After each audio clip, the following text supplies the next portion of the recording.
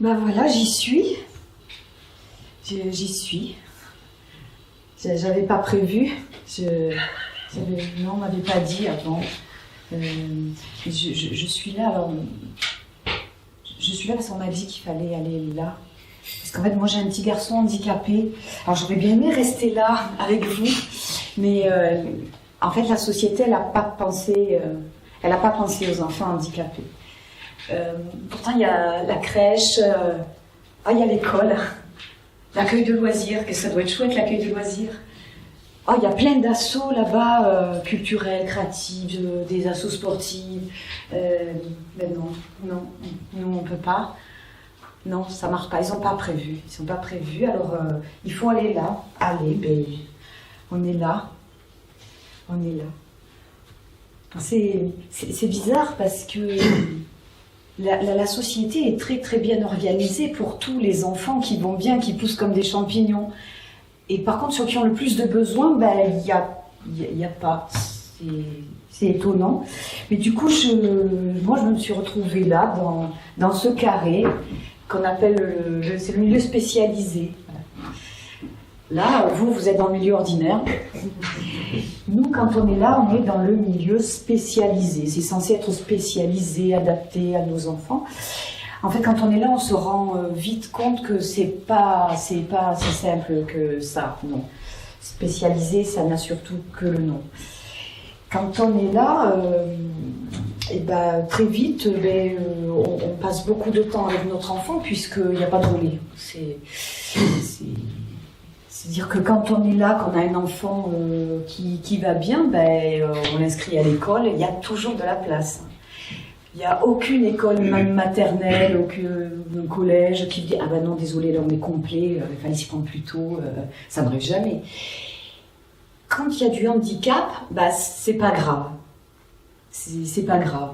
En fait, on n'applique pas du tout la loi, parce que la loi, moi je pensais qu'elle était pour tous les enfants, mais non, parce que quand il y a du handicap, en fait, c'est comme s'ils étaient un peu moins des enfants. C'est pas complètement des enfants. Donc c'est pas si grave. C'est pas si grave. Puis c'est vrai que c'est peut-être plus intéressant d'investir sur des gamins qui un jour deviendront productifs que d'investir trop quand même sur des enfants qui seront une charge pour la société à vita aeternam, quoi. Donc c'est peut-être ça, je sais pas. Enfin, du coup, moi je me retrouve là avec mon gamin. Et je m'adapte avec son père. On regarde comment il fait, comment on peut l'aider. Puis on s'aperçoit qu'en fait, quand on réfléchit, on essaye des choses et on trouve des trucs qui marchent. Par exemple, moi, mon petit bonhomme, pour apprendre les couleurs, c'était un peu compliqué. Les enfants des amis, ça allait tout seul, quoi. Mais nous, ça ramait. Donc, moi, tous les matins, pendant une période, tous les matins, j'installais mon bonhomme à table au moment du petit-déj. Attaché, il y avait une ceinture pour pas qu'il se carapate parce qu'il était un peu hyperactif. Et puis, le peu de temps qu'il avait où c'est possible qu'il se concentre, on échangeait des jetons pour qu'il me dise les couleurs, le rouge, le vert. Puis je sentais que ça marchait. Donc, c'était quand même stimulant. C'était bien, mais avec le recul, en fait, quand je repense à tout ça, je me disais, mais quand même, tout ce temps-là, ces petits bouts de quart d'heure par-ci, par-là, où j'ai travaillé les couleurs avec mon fils, c'était du travail, en fait, c'était du travail d'éduc, quoi.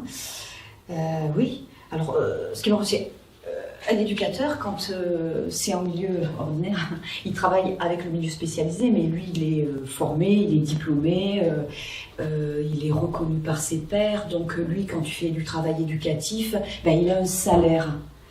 Moi, quand je suis là, je fais exactement la même chose. Alors, je ne suis pas éducatrice, mais j'ai des petits bouts quand même, j'ai développé des petits bouts de compétences, notamment d'éducatrice. Et pour faire ce travail-là, moi, j'avais pas de salaire.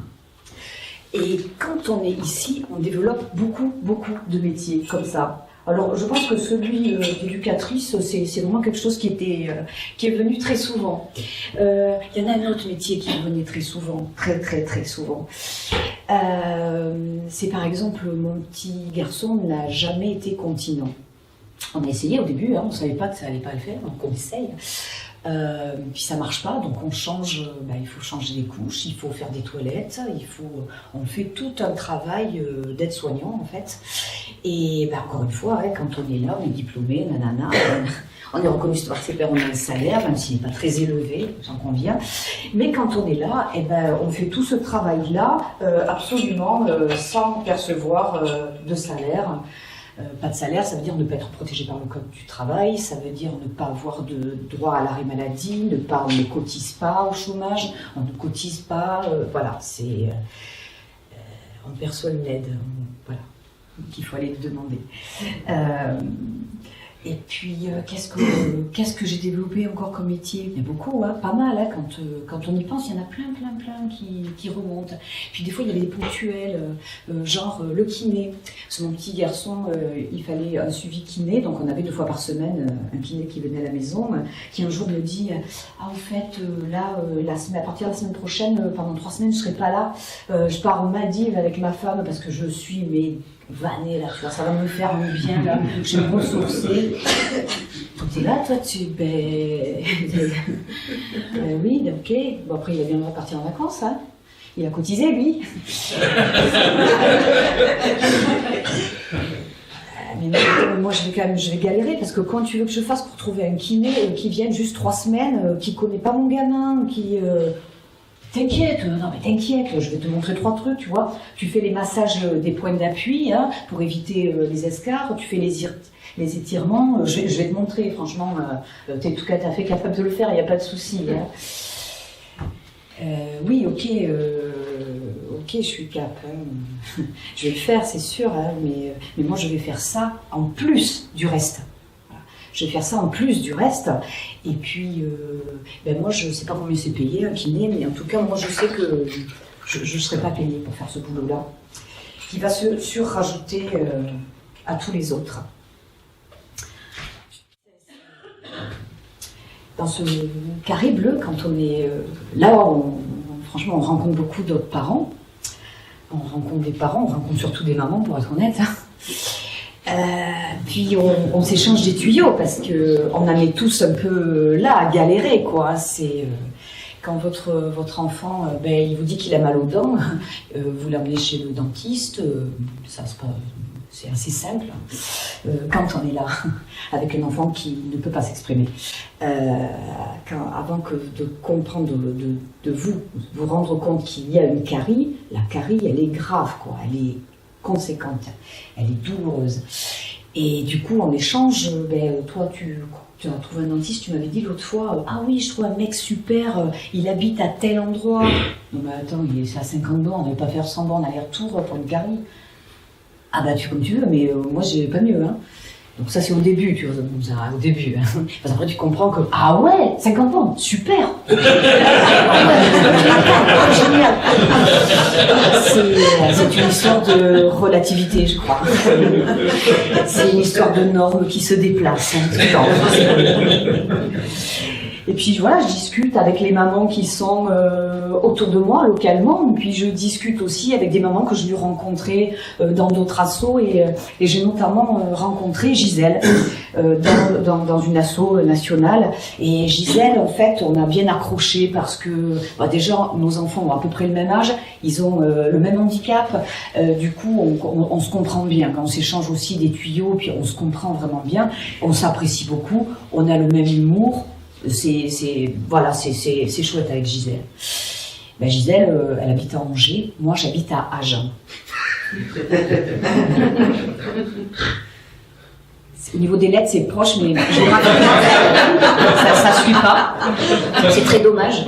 C'est très dommage parce que donc Gisèle, comme moi, elle est confrontée aux mêmes choses. Elle se démerde, elle fait comme tout le monde, comme tous les parents d'enfants handicapés, en gros. Et puis on se dit que toutes les deux, on emploie des personnes, on perçoit des aides qui nous permettent d'employer des personnes à domicile, et toutes les deux, on fonctionne comme ça pour être aidés. Alors, être employeur, ça paraît simple comme ça, hein. Mais pas tant que ça, en fait, pas tant que ça. Je veux dire, être employeur, par exemple, il faut commencer à se pencher sur la convention collective de l'employeur particulier, pardon, du particulier employeur, peu importe, et pour connaître les droits, la loi, etc. Ensuite, il faut faire des recrutements, des postes d'une offre d'emploi, à Pôle emploi par exemple, ou sur des sites.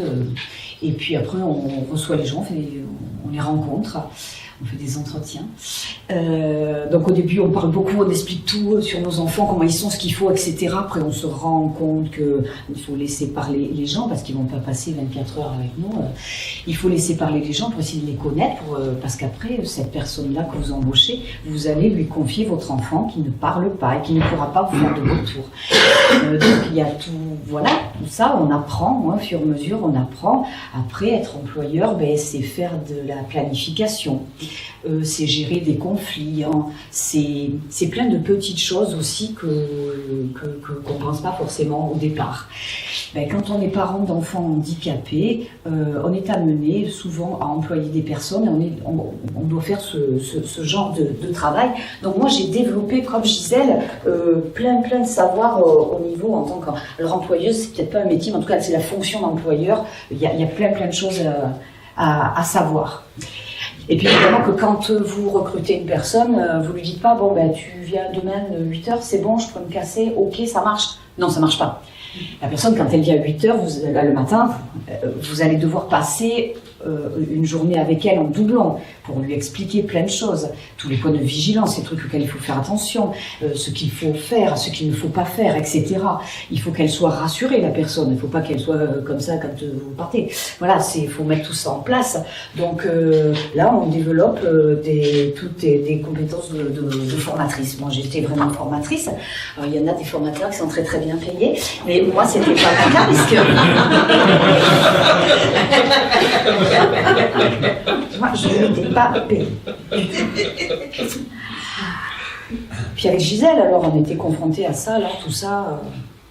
Non, parce que c'est pénible quand même on se sent exploité quand même, tu vois, quand on fait ce travail-là et qu'on n'a pas de salaire. Donc on essayait un petit peu, avec Gisèle, on discutait d'essayer de contourner un petit peu le système tout le temps. Pof. Et puis on a pensé à un truc qui ne pouvait pas se mettre en place parce qu'elle habite à Angers et que j'habite à Agen. Mais l'idée, c'était que Gisèle, comme elle avait un petit garçon qui a exactement la même pathologie que mon fils, son Alexandre avait la même maladie que mon petit Tom, donc elle avait toutes les compétences qu'il fallait, elle avait tous les savoirs pour s'occuper de mon fils. Et moi, j'avais toutes les compétences pour s'occuper du sien. Si elle m'avait embauchée pour être auxiliaire de vie chez elle, et si je l'avais embauchée pour être auxiliaire de vie chez moi, nous aurions toutes les deux été salariées, nous aurions eu un statut, on aurait cotisé, et on aurait eu un salaire. Donc vous voyez que c'est quand même complètement aberrant. C'est parce que c'est notre enfant qu'on n'est pas payé. Dans l'amour maternel, ça va 5 minutes quand même. Ça n'a rien à voir. On peut aimer ses enfants, mais ça n'a rien à voir. Vous voyez, c'est insupportable. En plus, moi, le papa de Tom était très investi, était autant investi que moi. On était ensemble. Gisèle, elle était toute seule. Le papa, il s'est fait l'annonce du diagnostic. Et il y a quand même majoritairement de mamans qui se retrouvent là, majoritairement des mamans qui ont dû exercer, tout comme moi, une activité. Moi, j'ai exercé pendant 15 ans une activité que je n'ai pas choisie et pour laquelle je n'avais pas de salaire. Je trouve ça vraiment dégueulasse. C'est-à-dire que l'État, quelque part, l'État organise la pénurie de structures adaptées en nombre suffisant, en qualité suffisante, et du coup, par ricochet, nous, parents, se retrouvent au pied du mur de devoir rester à la maison à s'occuper de nos enfants, plutôt que d'exercer l'activité professionnelle qu'on a choisie, pour laquelle on a fait éventuellement des études, etc., etc., quoi. Donc avec ce système-là, mon fils a été privé d'une prise en charge adaptée et moi j'ai été complètement exploitée pendant 15 ans et moi c'est ça que j'ai envie de questionner avec vous là aujourd'hui. Alors j'ai envie de vous expliquer un petit peu comment je suis arrivée là. parce qu'on décide pas, clac, tiens, moi aussi je devenais parent d'enfants handicapés. Enfin, moi, en tout cas, ça s'est pas passé comme ça parce que non, je m'en serais bien passé en fait. Hein. Moi, j'aurais bien apprécié que mon gamin, comme ses deux frères, partent à l'école le matin, rentrent le soir, et puis que moi je fasse, voilà quoi. C'est bien de s'occuper des petits bébés, j'adore quoi, c'est super. Hein. Au bout d'un moment, c'est bien quand ils deviennent un peu autonomes et que nous on continue on reprend le rythme de notre vie. Nous, notre petit homme, il est arrivé, il est né en 2000. Alors c'est vrai qu'avant, on nous a vachement parlé du bug de l'an 2000. Je ne savais pas ce que ça voulait dire. Mais c'est vrai qu'à un moment donné, ça a bugué. Et Tom, en fait, alors Tom, il était adorable. Alors déjà, tout bébé, on ne savait pas. C'était un petit bébé comme les autres, super. Et puis petit à petit, en grandissant, en fait, on se rendait compte qu'il y avait un petit décalage avec les enfants des copains, quoi. Alors, au départ, c'est un petit décalage. Après, c'est un peu ça questionne. Hein. Alors à la fois il est adorable, hein. Enfin je dis il est adorable, il est hyperactif, il court dans tous les sens, c'est quasi ingérable, mais nous on adore notre petit bonhomme quoi. Et quand on est confronté quand on a ça, on sent bien qu'il y a un souci en fait, on ne sait pas quoi. Puis ce qui est compliqué, c'est que ce qu'on renvoie, souvent c'est les gens pensent qu'on ne sait pas aimer nos enfants, quoi. Pour être insupportable comme ça, tu vois, tu vas au supermarché, tu mets ton gamin dans ton caddie. Alors déjà, tu fais gaffe que le caddie, il faut qu'il soit bien au milieu entre les deux rayons, parce que si tu te rapproches trop près du rayon, il chope tout, fout tout par terre, tu vois, donc tu fais gaffe à ça. Il faut pas que tu t'arrêtes, parce que si tu t'arrêtes, il veut sortir, que quand tant que c'est en mouvement, il est OK pour rester à peu près dedans. Tu passes à la caisse, là, inévitablement, tu es obligé de t'arrêter. Il y a la queue souvent dans la caisse, hein. Et tu fais la queue et là c'est compliqué, il veut sortir, tu l'en empêches, tu lui donnes du pain, des gâteaux, n'importe quoi, et puis t'entends 3 caddies plus loin, une mamie, ce serait le mien, il s'en prendrait une, il aurait tout compris.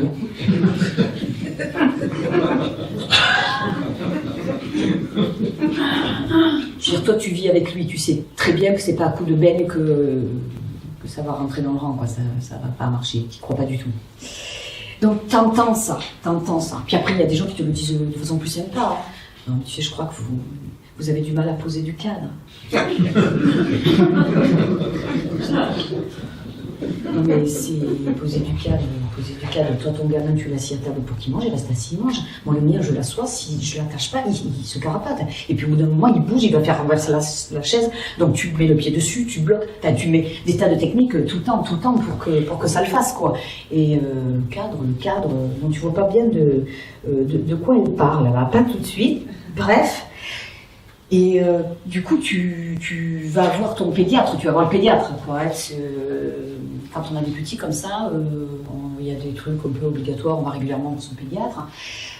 Nous, à chaque fois, on lui en parle ça au pédiatre. Hein. On lui dit que nous, on pense qu'il y a un souci.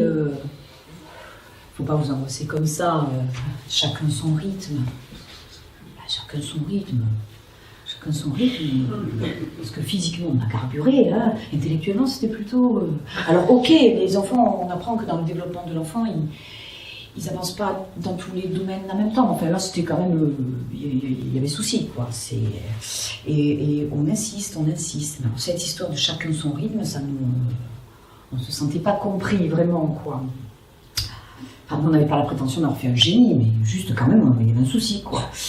À force d'insister, de prendre la tête au pédiatre, il nous oriente vers un CAMS. Un CAMS, c'est un centre d'aide médico-sociale précoce. C'est un dispositif qui suit les enfants de 0 à 6 ans. On y retrouve des orthophonistes, des psychomotriciens, des kinés, des infirmières, médecins, etc. Donc on va dans ce CAMS et on fait des examens et on va se prendre la première grosse claque. C'est-à-dire que le CAMS va évaluer notre enfant et effectivement, Tom a un retard intellectuel, a un retard psychomoteur. Donc là, c'est terrible, parce que là, c'est posé, il n'y a plus d'échappatoire, c'est clair. Hein. À la fois, il y a un petit côté qui est aidant, c'est que là, la société nous renvoie quand même qu'on ne dit pas que des conneries, nous, parents. c'est qu'il confirme que effectivement nos soucis, nos peurs, nos angoisses, c'était pas pour rien, quoi. Donc là, le CAMS a commencé à faire des recherches des maladies les plus courantes, et tout revient négatif, et ça s'arrête là. Ça s'arrête là, et nous, on a envie de comprendre. On veut comprendre pourquoi il est comme ça, et qu'il faut l'aider. Il faut l'aider, il faut le soigner, il y a quelque chose à faire. Mais pour ça, il faut savoir ce qu'il a. Le CAMS, ça bouge plus.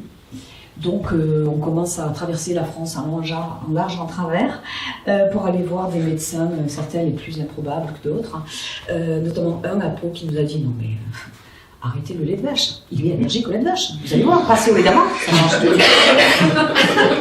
Toi tu t'es tapé, je sais pas combien de bornes, t'entends ça, tu te dis bon, de toute façon au point d'en est, franchement on n'est pas allé à Lourdes parce que le lait d'amande, bon c'est... On va essayer ça. Bon, on a pu constater que le lait d'amande doux n'a absolument aucun effet sur l'hyperactivité. Si vous interrogez, vous emmerdez pas à aller à Pau. Hein, ça ne marche pas. Ça ne marche pas. Toi, Tom, à la maison, ça bouge pas. C'est-à-dire qu'on est passé à table. Mais vous, chez vous, peut-être, quand vous passez à table, vous mettez les assiettes, les couverts. Si vous avez des invités, vous faites un peu joli, tout ça, nana. Nous, ça, c'est pas possible. Parce que si on fait ça, Tom... tout vole, avec la banane, hein, parce qu'il est hyper joyeux. Hein. Lui, à 2 ans et demi, 3 ans, il a une pêche. Il est content, il chante, il bouffe comme 4, mais il ne tient pas en place. Quoi. Il tient pas en place. À la maison, tout est épuré. Voilà. C'est style... il n'y a pas un bibelot qui traîne, il n'y a pas un magazine parce qu'il bouffe tout, il n'y a pas un géranium, voilà, tu fais gaffe à tout. Enfin, tu fais gaffe, tu t'adaptes. Hein. Une fois qu'il a bouffé un géranium, ben, tu vires le géranium.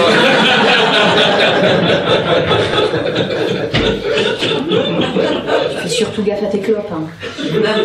Parce qu'un enfant hyperactif qui bouffe un paquet de clopes, enfin, je veux dire, au niveau... Là, par contre, c'est comme vous et moi. Je veux dire, après un paquet de clopes, il vomit. Et je ne sais pas si vous imaginez un enfant hyperactif qui vomit. Surtout que quand toi tu nettoies derrière, lui continue à faire des conneries. Enfin, bon, donc à la maison, pour passer à table, d'abord on dit aux gens de s'asseoir. On est un peu sec parce que les gens qui ne sont pas habitués, non, tu t'assois d'abord.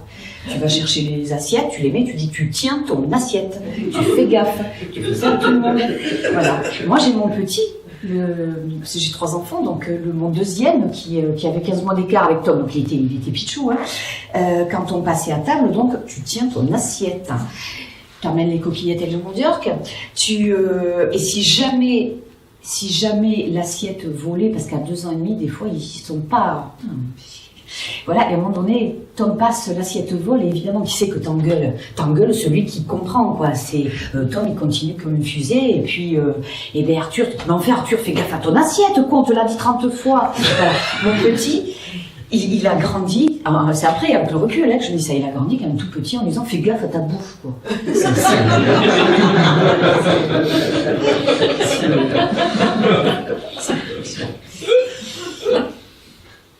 Donc ça, c'était les repas, mais il y a plein d'autres moments un peu joyeux comme ça, le coucher. Le coucher, c'est particulièrement costaud parce que Tom, il pouvait passer 48 heures sans dormir. C'est dur. Et le soir, en fait, il n'arrivait pas à s'endormir parce qu'en fait, il avait un métabolisme, mais comme ça. Au moment du coucher, vous êtes comme ça. Enfin, moi, j'étais souvent comme ça. Mais lui, c'est comme s'il venait de courir en 100 mètres, quoi, tu vois.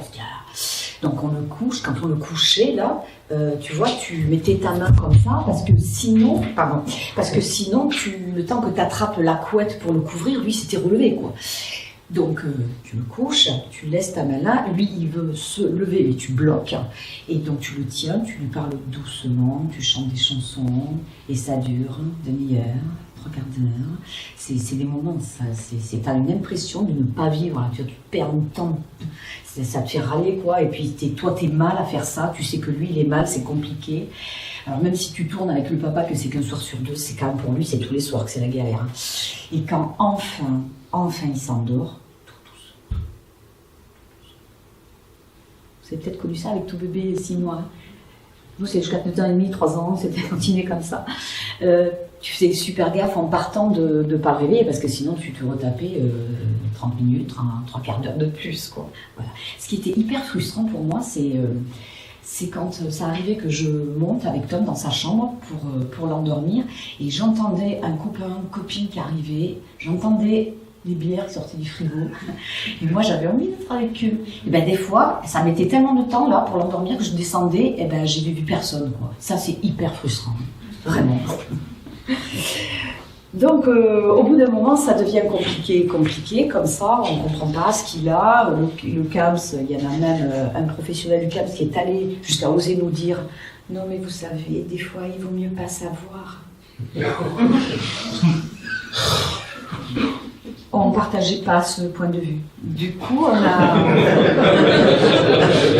la chance, malgré tout, on a eu la chance d'avoir dans notre famille une tante qui est pédiatre et qui travaille dans un hôpital à Paris. Et un soir, on l'appelle parce qu'on n'en peut plus. On n'en peut plus physiquement, on n'en peut plus parce qu'on s'inquiète. On ne comprend pas ce qu'il est, on ne sait pas où on va avec ce petit bonhomme. C'est compliqué. Donc on appelle cette tante et on lui explique. Et en fait, elle va nous proposer en fait de monter à Paris, de l'hospitaliser. Et elle nous dit, on fera un check-up et après vous serez tranquille. Ok, cool. Donc ça, c'est quelque chose qui est plutôt chouette pour nous parce qu'on se sent vraiment... elle nous écoute, elle nous comprend, elle nous aide vraiment, quoi. Donc on va aller à Paris avec notre petit bonhomme, on va faire des examens dans tous les sens, on va rentrer à la maison. Et quand 15 jours après, il y a un des médecins de l'équipe qui nous appelle.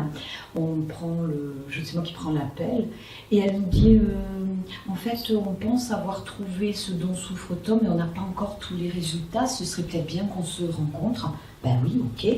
Donc on cale un rendez-vous. Elle nous conseille de venir sans les enfants. Ouais. Tu commences à dire ça va être compliqué de les caser là, mais bon, on va s'organiser. Et donc on monte à Paris avec le papa. On monte à Paris, on monte à l'hôpital. Alors nous on est dans en fait on est hyper confiants, parce que le médecin qui nous appelait au téléphone, quand elle nous dit « on pense avoir tous les résultats, etc. » moi, je pense qu'elle sait déjà, mais qu'elle ne nous dit pas au téléphone, et merci, quoi.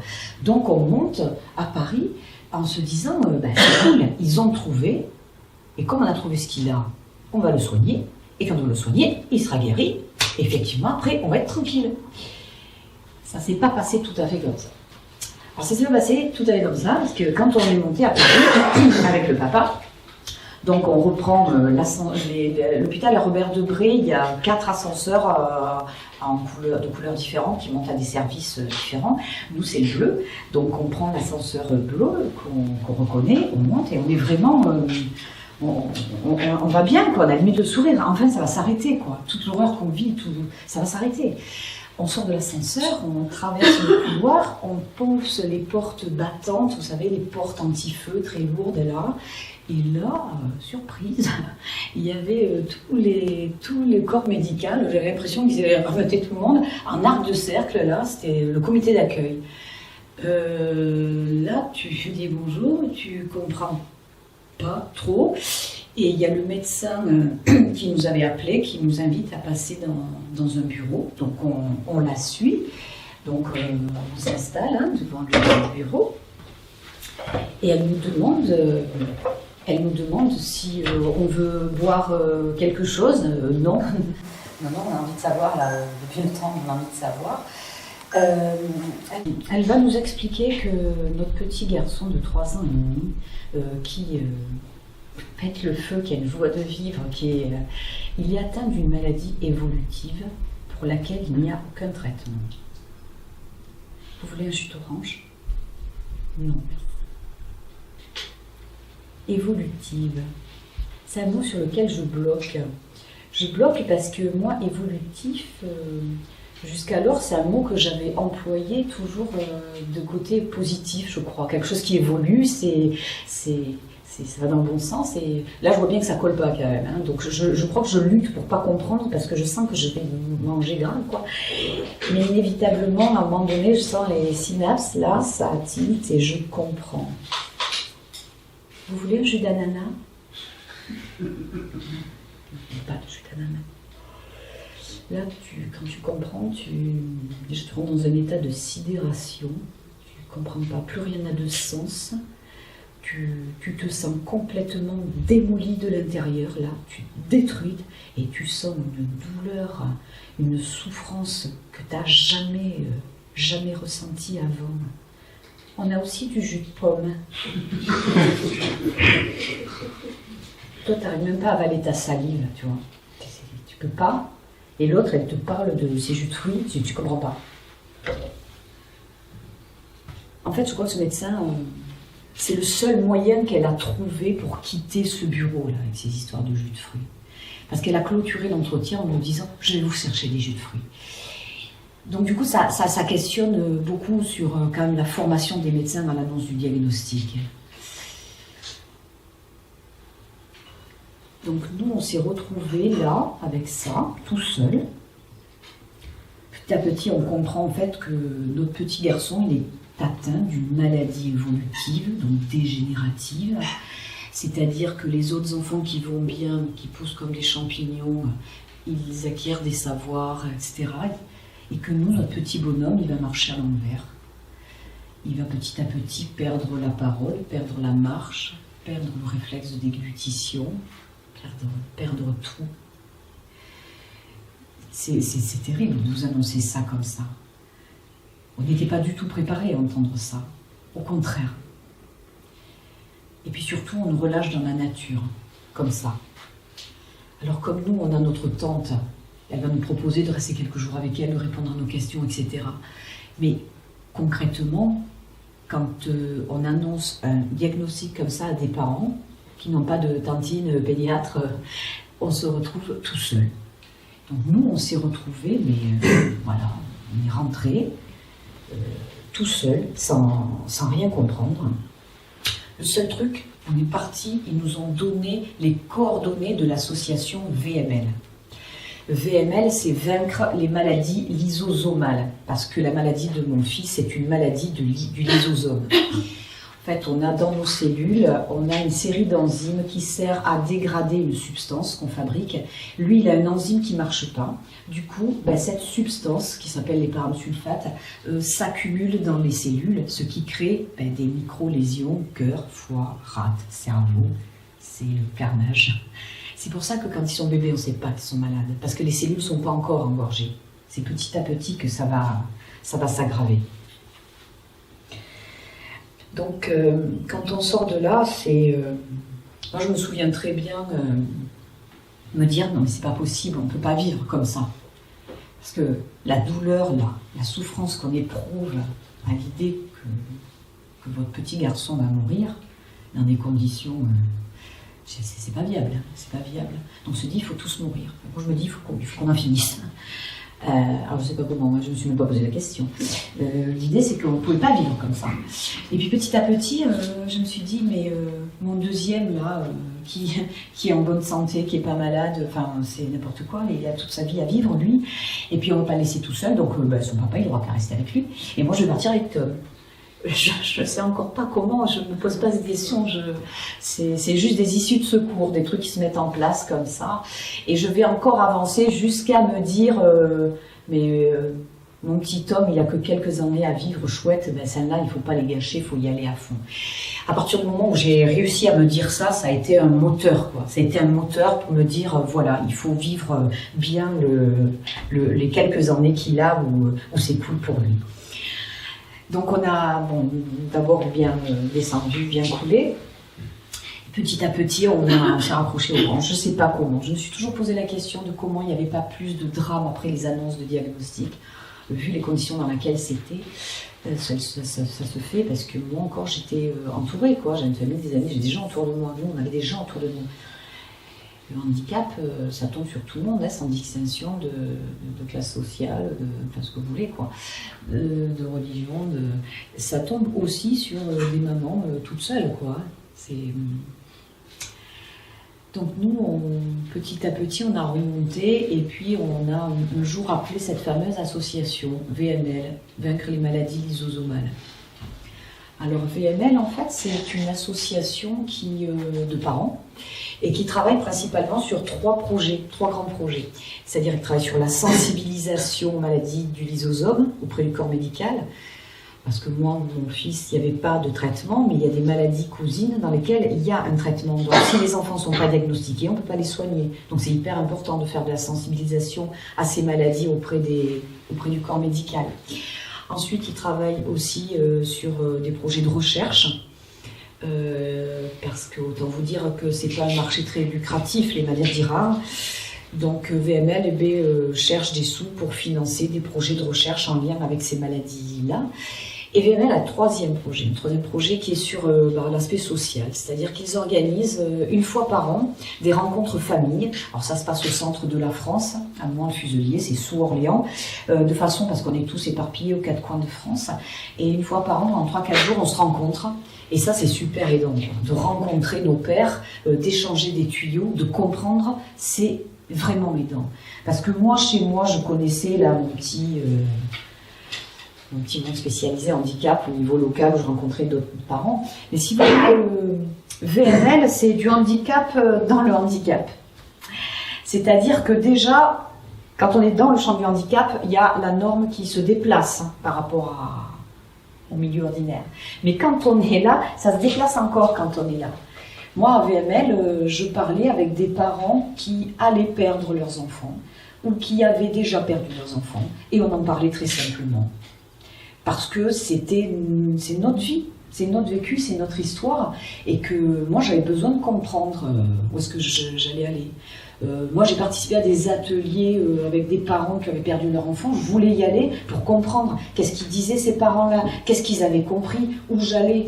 Il me semblait que plus j'étais avertie et moins la chute serait rude. Donc c'est vraiment VML, c'est vraiment une asso qui m'a beaucoup aidée. Et VML organise donc aussi des séjours vacances. Parce qu'évidemment, il existe des séjours où on va confier son enfant handicapé. Nous, avec notre enfant qui était de plus en plus handicapé, malade, c'était pas possible de le laisser partir tout seul. C'est pas possible dans le sens où on n'allait pas avoir de retour de lui directement, il fallait avoir confiance, c'est compliqué. Et puis, vu le peu de temps qu'on avait passé avec lui, on avait envie de partir en vacances avec lui. Et VML permettait ça. VML organisait des vacances, donc tu choisis pas où tu vas, mais c'est pas grave. Donc on partait une semaine et tout était organisé. Alors déjà c'est VML qui s'occupait de louer les lits médicalisés, de trouver le kiné qui allait intervenir, le prestataire, tout ce qu'on a besoin en fait. C'est aussi, ils vont mettre en place une équipe de bénévoles à qui on va pouvoir confier notre enfant quelques heures le matin, l'après-midi, pour toi souffler et faire autre chose, quoi. C'était vraiment des vraies vacances. Et je me souviens d'une semaine de vacances à Saint-Gildas de Ruisse, où on allait, donc c'était pension complète, chouette. Hein. Donc on arrive avec nos loulous, je partais souvent avec Gisèle d'Angers, on s'organisait parce que comme ça on pouvait se voir. Et donc une fois on arrive au restaurant, donc les restaurants ils savent pas, ils connaissent pas nos gamins. Bon, évidemment qu'on ne met pas la table avant d'être assis, on l'a dit tout à l'heure. Hein, donc t'arrives, moi avec mon gamin qui gesticule, voilà, qui tire dans tous les sens, Gisèle pareil avec son Alex, qui passent ensemble, on vire toutes les assiettes tout en les maintenant à distance. Après on a développé une habitude impressionnante à faire plusieurs choses en même temps. Hein, donc on assoit nos gamins, on a prévu de quoi les attacher sur leur chaise, ça peut paraître barbare, mais si tu fais pas ça, ils se barrent, tu cours, tu t'en sors pas, tu leur donnes un bout de pain, en même temps tu discutes, etc. Donc tu galères bien, mais bon voilà, t'as l'habitude. Et plus loin, il y a Odile. Alors Odile, c'est la maman de Sophie. Et Sophie est beaucoup plus âgée que nos enfants. Elle est malade, mais elle est beaucoup plus âgée. Donc elle a perdu la marche depuis bien longtemps. Elle a perdu le réflexe de déglutition depuis bien longtemps. Donc elle est alimentée par son gastrostomie. Une sonde gastrostomie, c'est-à-dire que c'est une opération qu'on fait. L'estomac, on le bloque, on l'attache à la paroi abdominale et ensuite par 3 ou 4 ancrages. Et ensuite, on fait un trou dans l'estomac et les enfants sont alimentés de cette façon-là, directement dans l'estomac. Donc comme Sophie est très âgée, ça fait un bail qu'elle est alimentée comme ça, du coup, Odile, elle mange tranquille. D'ailleurs, c'est ce que me fait remarquer Gisèle. Elle me dit... Odile, elle a du bol, hein, parce qu'elle peut manger tranquille. Et moi, je lui réponds, mais t'inquiète, Gisèle, si ça viendra. Et à côté de nous, il y a une infirmière bénévole qui nous regarde et nous dit comme ça, comme on dit. Elle dit, mais il n'y a que vous qui pouvez faire ce genre d'humour. Peut-être. Bon, moi, je pense qu'il y a des gens en qui j'ai toute confiance qui peuvent se permettre de faire ce genre d'humour. Par contre, c'est quelqu'un que je ne sais pas ce qu'il y a derrière, c'est vrai, je vais peut-être pas le vivre pareil, quoi. En tout cas, avec Gisèle, faire ce genre d'humour, ça fait du bien, quoi. Et il n'y a pas de manque de respect, hein. On aime nos enfants complètement, quoi. Mais c'est marrant quand avec le handicap, aux yeux de gens qui ne sont pas trop initiés au handicap, c'est compliqué, hein, c'est très compliqué. On va par exemple aisément, sans problème, se moquer de son petit enfant de 2 ans et demi qui essaye de mettre un pull, il galère, on le laisse galérer parce que c'est drôle, il va mettre la tête dans la manche par exemple, et puis on va rigoler parce que c'est super drôle. Imaginez la même chose avec un enfant handicapé. Les parents, ils vont rigoler, mais la personne qui passe, elle va pas forcément bien vivre, elle va analyser ça comme si on se moque du handicap. Voilà, il y a tout un humour qui est très aidant, dans tout ça. Donc à VML, moi je me rends compte de plusieurs choses. Déjà, je me rends compte que tous les parents bossent en fait. Ils travaillent tous avec leurs amours, tout le monde galère, quoi. Et là, je me dis que c'est pas moi qui me démerde mal, en fait, hein, parce que je m'étais posé cette question-là, en me disant c'est pas possible, quoi. Il y a des trucs que je sais pas faire, il y a un truc qui... Mais non, en fait, tous les parents galèrent, quoi. Et tous les parents bossent gratos, en fait. Et je me suis rendu compte aussi d'autres choses à VML. Et ça, je m'en suis rendu compte en préparant la conférence gesticulée, là, je n'en ai pas rendu compte avant. C'est que, à un moment donné, c'est quand même l'hôpital public qui nous a orientés vers une association de parents VML. C'est-à-dire qu'il n'y a aucun dispositif de prévu, de pensé et de financé par l'État pour répondre aux besoins des familles qui viennent de se faire décalquer, quoi. C'est VML, alors VML, c'est une association, donc c'est un conseil d'administration avec des parents d'enfants qui ont des enfants gravement malades, c'est des parents d'enfants qui ont perdu, des parents qui ont perdu leur enfant, et tous ces parents bossent. Quand on est dans un CA, on travaille, on bosse gratuitement, on n'est pas payé. Quand on peut faire les vacances, là, on confie nos enfants à des personnes qui sont bénévoles, parce qu'ils n'auraient pas les moyens de financer autant de salaires des personnes qu'on a besoin pour confier nos enfants. Donc dans les bénévoles, il y a aussi beaucoup de mamans. Elles sont précieuses, les mamans, surtout celles qui ont perdu leurs enfants, parce qu'à la fois elles ont les compétences, elles savent, on a toute confiance en elles, et puis elles sont dispo, elles ont du temps. Donc elles bossent gratos, elles ne sont pas payées. Il y a VML aussi pour faire entrer des sous. Ils vendent des chocolats. Ils vendent des chocolats à Noël. Et qui c'est qui vend les chocolats ? C'est les parents. Donc je ne dis pas qu'il faut arrêter de vendre des chocolats. Je ne vais pas dire aux parents, arrêtez de vendre des chocolats, vous faites exploiter. Sinon le projet VML ne tient plus. Donc si vendez des chocolats, laissez-vous exploiter, c'est pas mal pour les parents. Mais je veux dire, c'est quand même fou. On demande à des parents de travailler pour financer un peu de recherche, un peu de sensibilisation aux maladies lysomales, un peu de social, un peu de vacances. C'est quand même énorme. Parce que VML perçoit aussi quelques subventions publiques, mais pas... Je veux dire, les chocolats, c'est énorme. C'est dans le camembert là, qui nous présente à l'AG, là, il est pas mal. Là, donc ça fait flipper, en fait, de voir à quel point le handicap repose sur nous parents. C'est un peu flippant, quand même. Hein. Donc moi, si vous voulez, ça me... Parce qu'en plus, depuis que j'ai perdu mon petit garçon, en fait, j'ai un peu plus de recul. J'ai un peu plus de recul parce que j'ai un peu de temps pour penser. Alors qu'avant, quand tu es dedans et que tu pédales, tu sais pas quoi, tu peux pas réfléchir en fait. Et donc là, j'en suis arrivée voilà, à me dire non mais c'est pas normal quand même qu'il n'y ait pas un salaire, voilà, un salaire pour les parents d'enfants handicapés qui bossent quoi. Donc je réfléchis, alors qui pourrait payer? Voilà, c'est l'une des premières questions, c'est quand même qui pourrait payer ce salaire? Ben, j'en arrive assez vite à la Sécu quand même, à la sécurité sociale. Parce que du coup, j'ai cherché un petit peu à comprendre ce que c'était la Sécu. Parce que, en fait, moi, je ne sais pas comment, c'est possible, mais moi, je pensais que c'était De Gaulle qui avait mis en place la Sécu. J'étais loin, je crois. Alors en fait, effectivement, ça s'est passé pendant qu'il était là. Mais en fait, j'ai cru comprendre qu'il n'avait pas trop adhéré au truc. En fait, il était un peu obligé, j'ai cru comprendre ça. Et que c'est plutôt un mec, Ambroise Croizat, donc, qui lui était député communiste. Donc oui, effectivement, c'est pas tout à fait le même système de pensée. Et qui en fait a mis en place la Sécu en 1946. Et quand la Sécu s'est mise en place en 1946, les allocations familiales en fait existaient déjà. Aujourd'hui, quand vous avez à partir de 2 enfants, on a droit aux allocations familiales. Sauf qu'à l'époque, c'était pas tout à fait pareil. À l'époque, les allocations familiales, c'était l'équivalent de 225 heures de travail d'un ouvrier spécialisé de la métallurgie.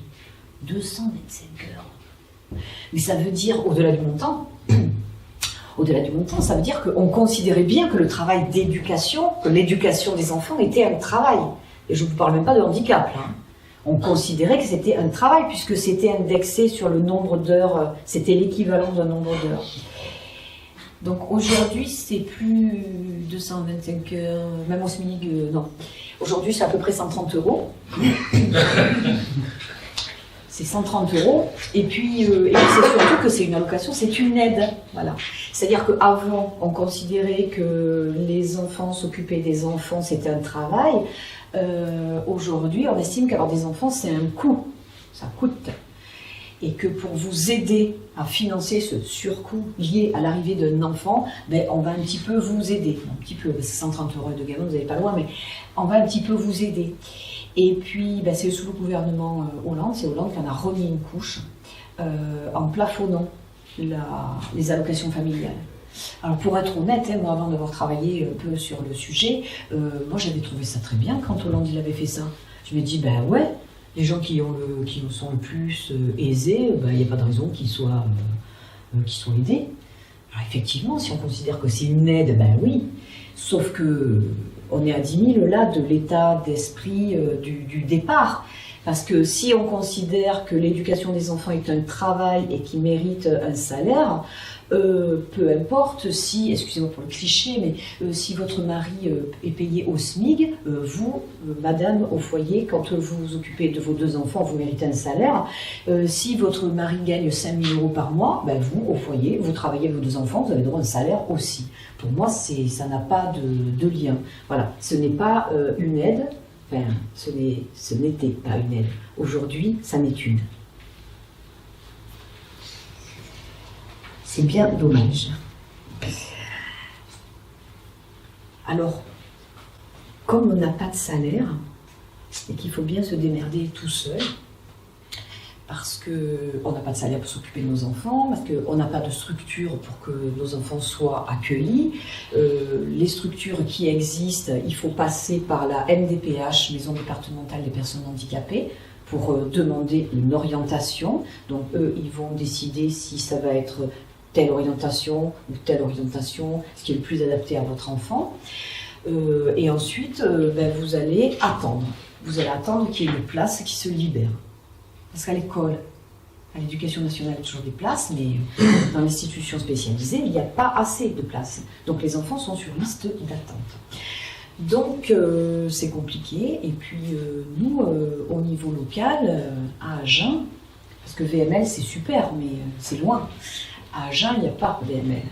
Donc avec son père, des amis, le papa de Tom, nos amis, on a monté une association.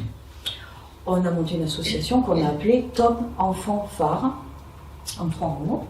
Enfin, Tom, enfant comme enfant, et phare comme le phare. Pour faire un jeu de mots avec Tom, enfant phare, la fanfare. Excusez-moi, expliquer. En fait, honnêtement, j'ai tellement l'habitude d'expliquer parce que ça forcément tout de suite. Excusez-moi, je vous ai sous-estimé. J'avais oublié quel public là était face à moi. Excusez-moi. Donc Tom Enfant Phare parce qu'on avait envie de rencontrer des gens, des familles qui vivaient des choses un peu similaires, s'échanger des tuyaux, avoir une vie sociale, s'organiser, s'échanger des tuyaux, etc. Et puis on n'avait pas envie, nous, d'aller chercher des sous pour financer la recherche parce que c'est pas à coup de loto qu'on allait sauver notre gamin. Par contre, ce qui allait aider notre enfant, c'est d'avoir des parents qui étaient un peu bien dans leur pompe, donc il fallait se maintenir, être un peu bien, et pour ça, il fallait faire des choses chouettes, et cette association a permis ça. Et cette association, en fait, elle est ouverte à tout type de handicap et sans limite d'âge. Elle est ouverte à tout type de handicap parce que, pour nous, c'est hyper important, parce que dans le handicap, c'est très corporatiste, en fait. Il y a des associations pour l'autisme, il y a des associations pour les myopathes, il y a des associations pour les porteurs de trisomie 21, etc., etc., etc., quoi.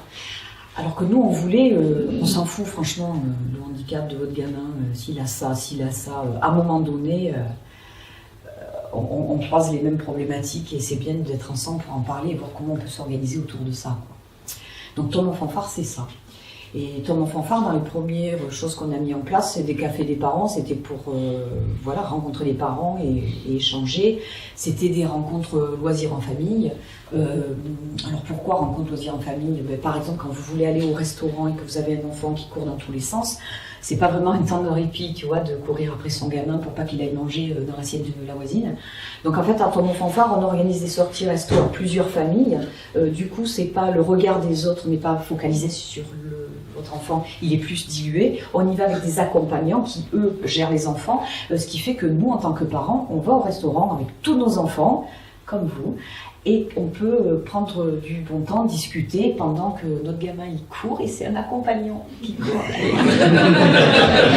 Ça c'est limite jouissif. Non, non. Donc on a plein de choses comme ça et puis des fois on se pose et on réfléchit quand même, oui un peu, on se pose sur les problématiques et puis comment on pourrait y répondre. Et dans vraiment ce qui revient vraiment souvent, c'est qu'on nous cantonne là, dans ce carré bleu, quoi, dans ce champ du handicap, et on en a ras-le-bol, quoi. Je veux dire, nous aussi, on veut y aller à la crèche, à l'accueil de loisirs, nous aussi, on va aller manger au restaurant, même si... Nous aussi, on veut aussi ça. On veut pas des choses extraordinaires, hein. On veut juste avoir accès à des choses comme vous, à des choses comme le stipule juste la loi de 2005, quoi, que tout le monde ait accès à tout, quoi. Et que c'est à vous un peu à y mettre du vôtre, à vous organiser pour faire en sorte qu'on puisse venir avec vous.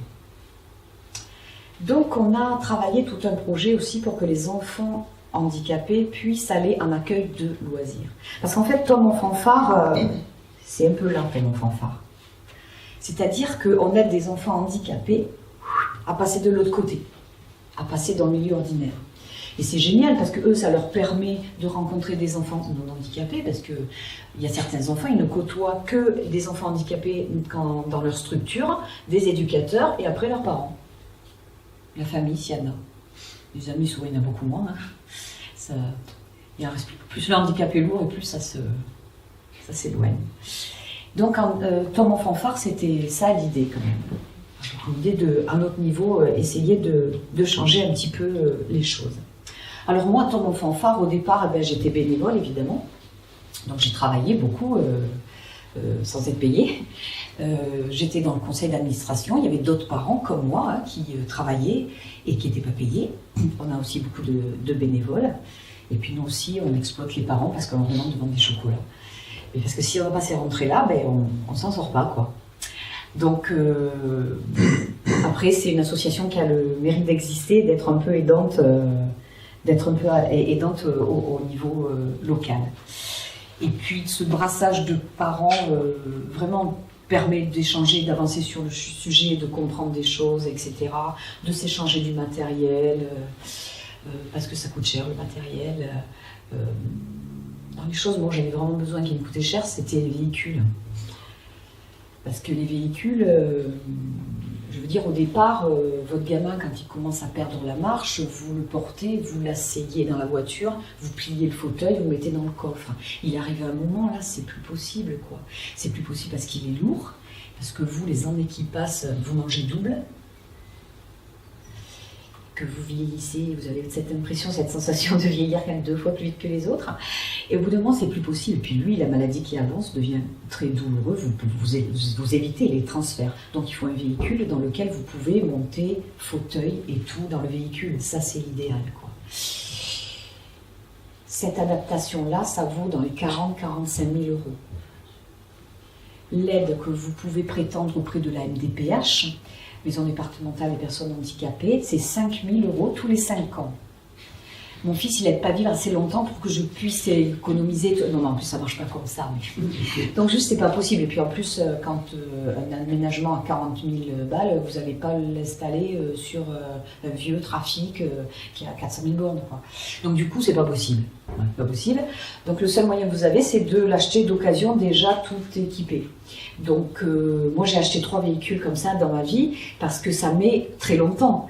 Quand vous voulez acheter une Clio, ça va assez vite, mais quand vous voulez acheter un camion adapté exactement comme vous voulez, c'est vraiment la galère. Donc moi, les 3 véhicules que j'ai achetés, je suis allée les chercher à Pétaouchnok à chaque fois. Et donc on s'adapte après. Un de mes véhicules que j'avais, celui que j'ai préféré, parce que c'était un multivan, j'aimais bien le multivan, parce que ça renvoie à plein d'autres choses, même si moi j'allais pas faire du surf.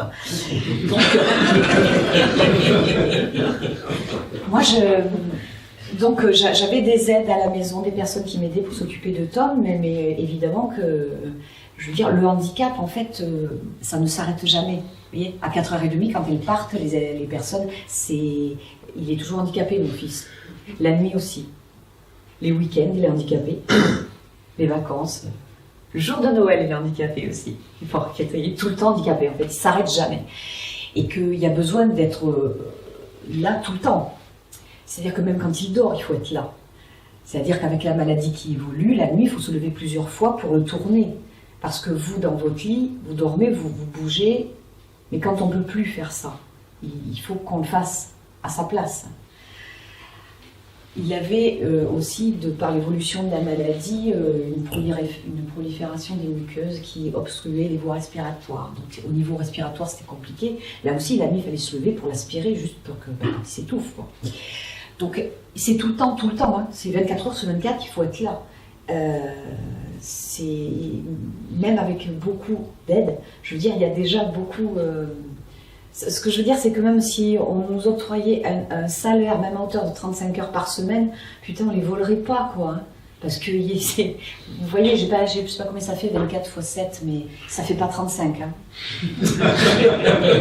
Donc, à un moment donné, j'ai dû aller régler un problème avec les impôts, et ce jour-là, je n'avais pas de personne pour s'occuper de Tom, donc je suis obligée de l'amener.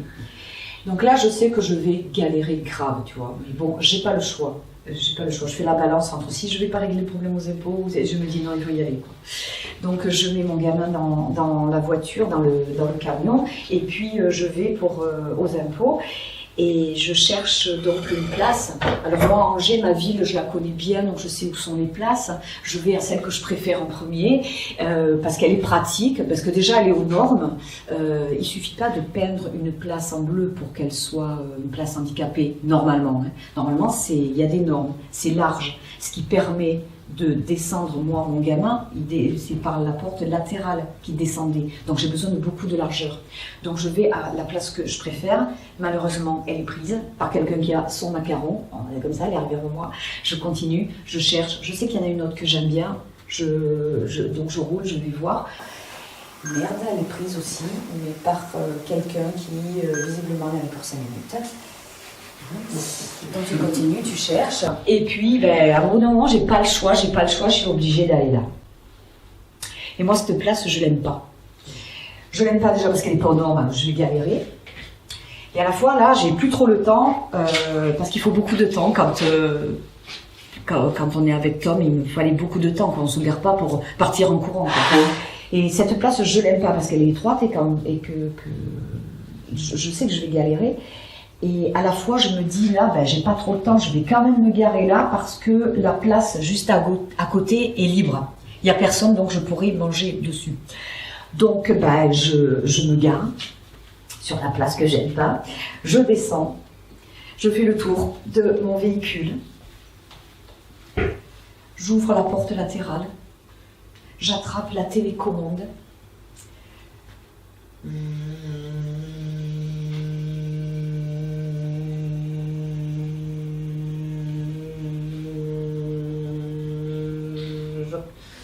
Je monte dans le véhicule. Alors, dans le véhicule, le fauteuil, il est attaché par 4 points. Le fauteuil est attaché au véhicule, parce que sinon, il bougerait. Il pourrait se renverser. Alors, les premiers ancrages, en fait, ils sont à peu près pratiques. Je défais. Par contre, ceux de derrière, là, ils sont pas pratiques du tout. Il faut passer sous le fauteuil. Et à tâtons, tu galères pour trouver le truc pour détacher. Voilà, c'est très chiant. Et pareil, à celui-là, tu prends du temps. Ensuite, le fauteuil, alors le multivan, là, je suis debout, mais enfin, dans le multivan, on est comme ça, parce que même si je suis pas très grande, il faut quand même que je fasse comme ça. Le fauteuil, ça ne tourne pas. Si vous avez jamais eu un fauteuil entre les mains, peut-être ça vous parle pas trop, mais je vous assure que le fauteuil, ça ne tourne pas comme ça, vous voyez. Donc, il va falloir le soulever, comme ça, il est lourd. Par coup, vous allez traîner, c'est la galère, et vous avez un peu les boules, parce que vous savez que votre bonhomme, à chaque fois, il a mal, quoi. Hein, et vous le mettez dans le bon sens, et vous le reculez, vous descendez, vous reculez sur la rampe. Alors quand vous avez un véhicule neuf, adapté, tout ça, nickel, ça va. Là, moi, il faut que je fasse gaffe à plein de petits trucs, c'est-à-dire que la rampe, ça marche plus, là. La butée, là, elle y est plus. Donc si je tiens pas le fauteuil, boum, il part à l'inverse. Donc je maintiens le fauteuil, je prends la télécommande et là on descend.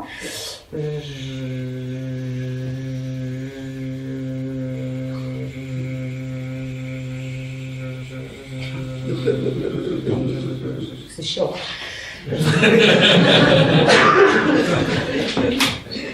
Je sors Tom de la rampe, je mets un peu plus loin. Je mets les freins. Si je mets sa penche, c'est mieux. Je prends la télécommande, rebelote. Les impôts, ça va pas passer. Je vais galérer là.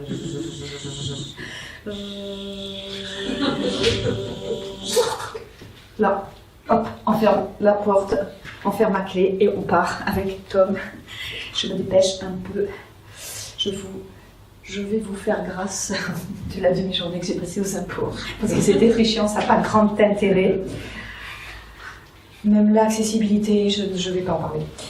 Il faudrait une confrontière. Quand je reviens, ben oui, ce que il devait arriva. Il y a un con, il s'est garé là-bas. Enfin, je dis un con, il a le droit à la fois. Hein. Il a payé par mètre, il se gare. Mais du coup, moi, je me dis que je vais galérer là, Surtout que la rue, là, elle est très passante.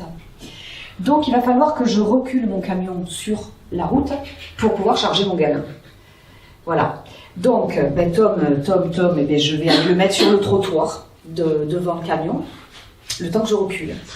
Donc là, c'est un peu le parcours du combattant. Je fais un grand détour pour arriver à le mettre là. Voilà, je remets les freins et je monte dans mon camion. Je mets la marche arrière et je vais pour reculer. Je jette un œil à mon petit loulou pour pas qu'on le pique. On a parfois des peurs qui sont pas très rationnelles.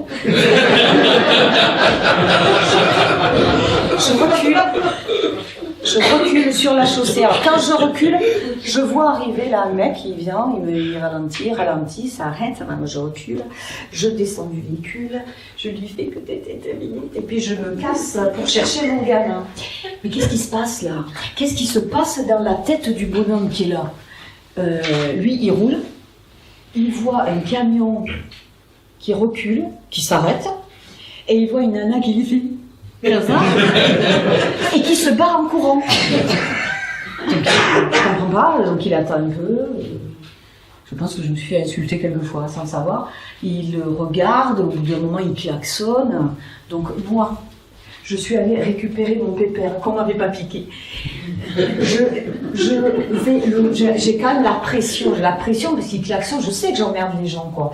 Donc je refais le tour. Alors j'évite les horodateurs, les poubelles, les vélos. C'est impressionnant quand on est en fauteuil, tout ce qui peut nous emmerder sur un trottoir. Parce que quand on marche, on ne se rend pas compte, hein, on court, on vole. Mais quand on est en fauteuil, tout ça, c'est vraiment galère. Et donc je fais le grand tour, et là, quand le mec me voit avec Tom dans son fauteuil, mais un coup de pas là, il est tout désolé sûrement, bref. Donc ben, moi je me dépêche, je fais ce que je peux. Voilà.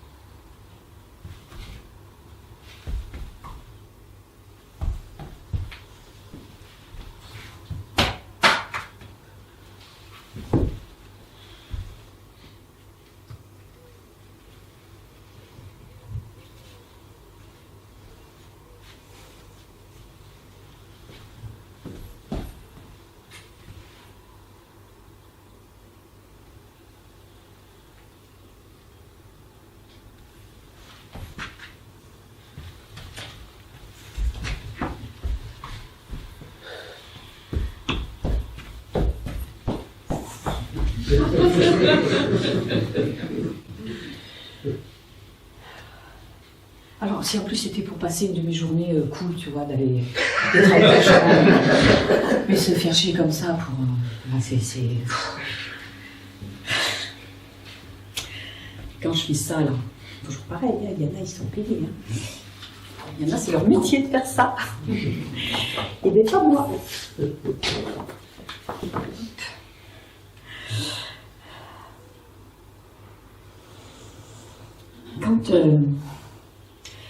Quand je rentre, en plus, c'est toujours, enfin, les transports comme ça, c'est tout le temps. Quand je rentre à la maison, c'est pareil. Je ne vais pas vous raconter. C'est épuisant, là, je suis essoufflée. Mais c'est pareil. Je veux dire, à chaque fois qu'il y a un bon déplacement, c'est ça. Donc après, j'arrive avec mon gamin chez moi. Et là, par contre, je vais peut-être avoir un peu d'aide. Parce que on travaille avec un SIAD. Un SIAD, c'est un service de soins infirmiers à domicile. C'est-à-dire qu'il y a des aides-soignantes, des infirmières qui passent. Et j'aurais dû aller moins vite pour me garer. Un petit peu.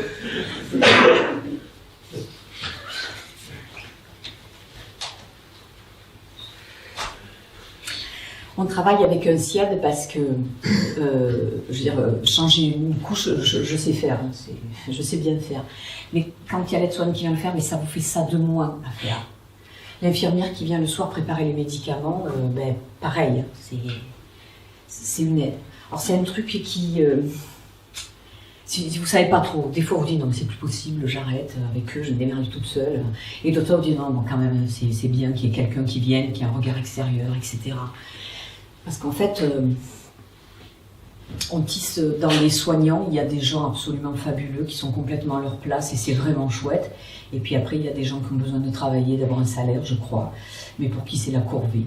Et vous, en tant que parent, de confier votre petit bonhomme à quelqu'un que vous ne sentez pas comme ça, c'est pas facile. Et puis, les soignants qui sont très investis, ben, c'est sûr que ça les percute un peu, de voir qu'il y a des collègues qui ne sont pas sur la même longueur d'onde qu'elles, etc. Bon, on parle de tout ça, parce qu'on travaille avec des gens sur la longue durée, donc on les connaît, on tisse des liens. Et puis au bout d'un moment, on tisse des liens qui fait que vous êtes un peu au courant de ce qui peut se passer, s'échanger dans leur réunion interne. Et on m'a rapporté quelque chose une fois qui m'a vraiment... en fait, il y avait une aide-soignante qui est venue un soir et c'était l'été et moi je buvais une bière. Alors je ne savais pas que c'était pas légal quand on est parent d'enfants handicapés. J'ai osé boire une bière et surtout, il y a une de ses collègues qui a dit « Ah bon ? Mais moi, quand je suis passée la veille, elle buvait une bière aussi. » Genre, je suis une grosse alcoolo parce que j'ai bu 2 bières, quoi. Et au-delà de ça, parce que je suis alcoolo si je veux déjà, c'est le fait d'être jugée, quoi. De quel rang on me juge, quoi. Et du coup, ça m'a tellement heurté, que après, quand je buvais une bière, je la versais dans un mug. Et là, je me disais, putain, t'en es rendu là, quoi. T'en es rendu là. Si tu veux avoir la liberté de boire une bière, il faut que tu triches, que tu te caches, que tu ne montres pas. Et le fait qu'il y ait des gens qui viennent chez vous, comme ça, c'est hyper intrusif quand même. Et quand on est loin de tout ça, on se dit, oh ben quand même, elle a de l'aide, elle a tant d'heures par semaine, machin, alors elle se plaint. Non mais, je veux dire, c'est vraiment une intrusion, quoi. Il y a plein de choses chez vous qui sont intimes, que vous n'avez pas envie que tout le monde voit. Là, il y a des gens qui viennent chez vous, qui entrent chez vous, dans votre salle de bain, dans les chambres, voilà, c'est pas facile, quoi. Et donc, moi, des fois, je me disais, vraiment, j'aimerais m'en passer, je crois que c'est moins pire. Et puis d'autres fois, je me disais quand même, c'est bien d'avoir un regard extérieur. Parce que quand on est dedans tout le temps, c'est peut-être, on ne voit pas tout quand même, c'est bien d'avoir quelqu'un qui est un peu extérieur. Et notamment, Tom, avec l'évolution de la maladie, son état se dégradait, il était de plus en plus douloureux. J'avais de plus en plus de mal à le soulager. Et des fois, j'attendais l'infirmière, pour qu'elle valide ce que je disais, quoi. Et là, t'espères que ce sera une telle, parce qu'elle est super chouette et qu'elle comprend, elle est à l'écoute et machin. Et là, oh merde, c'est une infirmière qui est là depuis 15 jours. Bon, tant pis, elle est là, puis une infirmière. Donc je lui dis, là je trouve que Tom, il est vraiment mal. Moi, je le trouve pas si mal que ça, hein. Là, j'ai perdu. Là, je sais que j'ai perdu. Parce que là, si j'appelle l'hôpital, c'est très clair qu'eux vont contacter le SIAD. Et là, l'infirmière en question va leur dire « Oui, non, la maman, elle était un peu angoissée, mais non, il n'était pas si mal que ça. Hein. Ok, emballé, c'est pesé, terminé. » C'est quoi ce système ? C'est quoi ce truc ? Je veux dire, pourquoi elle réagit comme ça, l'infirmière ? Moi, je pense qu'elle réagit comme ça parce qu'elle n'a aucun espace pour déposer. Elle ne peut pas se laisser toucher. Elle est obligée de mettre une distance, parce que si elle ne la mettait pas, je pense qu'elle se prendrait tout en pleine poire et qu'elle ne gérerait pas et elle ne pourrait plus travailler. Pourtant, il faut bien se laisser un peu toucher pour comprendre ce que vit l'autre et être aidante. Donc là, si vous voulez, on s'est retrouvés toutes les deux dans un système où ni elle ni moi n'avons pu porter secours et soutenir et soulager Tom. Par la suite, l'état de Tom, évidemment, a continué à se dégrader. Et à un moment donné, on nous a proposé qu'il aille en soins palliatifs. Alors les soins palliatifs, c'est pas forcément un endroit pour les personnes en fin de vie. Il y a des gens qui vont, c'est pour les maladies chroniques aussi, il y a des gens qui vont pendant des années, de temps en temps, en soins palliatifs. Donc on nous propose ça. Donc on avait déjà, on avait essayé les soins palliatifs, ça s'était bien passé parce qu'on se rend compte que c'est des gens qui sont en nombre suffisant, qui sont formés, qui sont à l'écoute, donc on est rassurés nous avec les soins palliatifs. Mais cette fois-là, en fait, où Tom va mal, c'est son père et une éducatrice qui l'emmènent. Et donc, c'est eux qui m'ont raconté après. Moi, je n'y étais pas. Quand ils sont arrivés, Tom était mal. Et le médecin le voit Tom comme ça et dit non, mais là, il est mal, là. Ben, oui, sur ce là. Ben. Et donc, il est hospitalisé. Et ensuite, ils vont organiser une réunion. Donc dans cette réunion, il y aura les soignants, les médecins du service des soins palliatifs et il y aura des personnes du SIAD, du service de soins infirmiers à domicile. Et là en fait, il y aura aussi Mathilde, parce que moi en tant que parent, je ne peux pas y être. Et oui, je dis non, moi je suis pas professionnelle, je suis pas objective, je suis pas tout ça. Donc par contre, l'éducatrice qu'on emploie, elle elle est tamponnée, elle a eu son diplôme, nickel, donc elle peut aller dans la réunion, donc elle participe. Alors, moi je suis dans le couloir et j'attends, il me tarde à savoir un peu plus, et au bout d'un moment tout le monde sort, ça a l'air d'aller, sauf Mathilde, quand je vois sa tête. Qu'est-ce qui se passe? Elle me prend à part et elle explique. Ben, en fait, ils ont constaté que les parents de Tom n'étaient pas en capacité de voir quand est-ce qu'il était douloureux et qu'il avait mal. Et du coup, ils vont demander au SIAD d'effectuer un contrôle. Obligé, le truc. C'est terrible. C'est terrible et puis il faut composer parce qu'on est bien obligé de travailler avec ces gens-là. On est obligé. Donc nous, on continue là notre quotidien avec son père à gérer tout ça, à coordonner tout ce qui est les liens entre l'hôpital, le SIAD, tous les intervenants, un libéral, le kiné par exemple, le prestataire qui va d'alimentation pour la gastrostomie. Enfin, il y a énormément de choses en fait. Tu es tout le temps au téléphone. En train d'organiser les choses, de rappeler un tel, de rappeler bidule. Voilà, ça c'est du travail de secrétariat qui se faisait tout le temps, de passer des coups de fil et des machins. Mais il y a aussi un autre métier qui demande à vraiment, c'est celui de, on l'appelait coordinatrice, parce que c'est vraiment, tu as toujours en tête de coordonner les gens, où est-ce qu'ils sont, quand, comment, les prises en charge. C'est super lourd de faire tout ça. C'est très lourd et c'est gratos. Encore une fois. Et puis je vois qu'il me reste un petit panneau que j'ai oublié. Pourtant, c'est celui-là quand même. Où on a préparé avec son père les dosages de médicaments pendant des années. On était même au-delà du cahier des charges d'une infirmière. Puisqu'on ne se contentait pas d'appliquer une ordonnance, c'est-à-dire que par rapport aux symptômes que développait Tom, il fallait adapter les médicaments, dire on va lui donner ça et pas ça, ou bien on va lui donner un peu plus de ça, un peu moins de ça. Alors évidemment quand on ne savait pas, on avait un médecin qu'on pouvait appeler, Tom était suivi dans un centre de référence à Lyon, donc on pouvait appeler, etc. Mais dans le quotidien, le médecin n'est pas dans le placard, il faut se débrouiller tout seul, quoi. Donc on faisait aussi tout ce travail-là. Donc Tom ensuite était donc hospitalisé en soins palliatifs et en fait le service des soins palliatifs va organiser une réunion à laquelle nous sommes conviés cette fois et on va nous demander qu'est-ce qui est le plus important pour nous par rapport à Tom, qui ne souffre pas. On ne veut pas qu'il souffre. Alors on peut le mettre sous sédation, c'est-à-dire on peut le sédater, lui donner des médicaments pour qu'il s'endorme et qu'il ne souffre plus. Oui. Oui, le plus important c'est qu'il ne souffre plus, tant pis s'il ne voit plus. Il est probable que la sédation écourte sa durée de vie. De toute façon, Tom, il a plus de vie. Ça fait tellement longtemps qu'il n'a plus de vie. Tom, quand on fait la balance des petits moments un peu chouettes pour lui et tout ce qui souffre, ça vaut plus le coup. Donc on va donner notre accord, on va dire qu'on est OK. On est d'accord pour que notre petit bonhomme parte.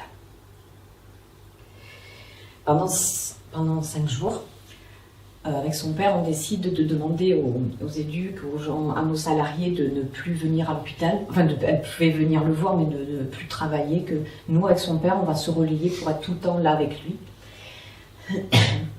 Le 29 juillet 2017, je vais passer la dernière nuit avec Tom. Et le matin, son père arrive vers 8h pour me relayer. Et on avait l'habitude de discuter 5-10 minutes pour échanger, voir comment c'était passé, etc. Ce matin-là, il y a Eva qui est rentrée dans la chambre. Eva, c'est une aide-soignante du service des soins palliatifs qui est absolument super. Elle s'est approchée de Tom et elle nous a dit « Je vais vous laisser parce que je pense qu'il est en train de partir ». On s'est rapproché avec son père et Tom a respiré 3 fois et il est parti.